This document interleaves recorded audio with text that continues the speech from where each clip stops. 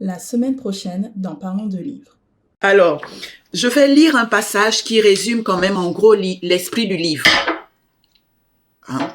Je vais le lire et puis on va le commenter. Vous allez le commenter un petit peu, ce passage. Alors, ce passage dit: Notre Terre a connu 5 extinctions de masse dues à la nature, mais seule la dernière est imputable presque en totalité à l'homme. Nous avons pris le monde du vivant en otage et nous nous sommes accaparés cette terre pour notre propre compte. La surpopulation que nous avons engendrée est telle que nous avons écrasé toute forme de vie autre que la nôtre. Puis, nous avons considéré les richesses planétaires comme étant les nôtres. Nous avons outrageusement puisé dans ces richesses animales, végétales, minérales. Nous avons surexploité son potentiel agricole au point de polluer les sols, les rivières, nos mers et océans.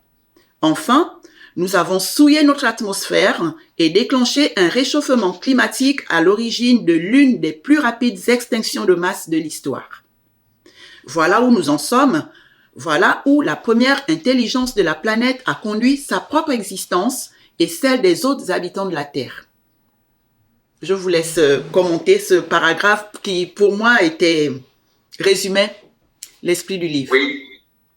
Oui. Alors, effectivement, il s'agit ici d'un passage donc du réquisitoire qui est prononcé donc à l'ONU par la personne, le principal héros, Stanislas, et qui donc cherche à provoquer une espèce d'électrochoc avant d'expliquer pourquoi il faudra changer et comment on va changer. Parce que dans ce livre, on va aussi un petit peu aborder la manière justement de changer nos vies, nos actions, nos comportements, d'une part par nos actions à nous et d'autre part par grâce à l'aide donc de ces fameux extraterrestres de la planète Zeugmont.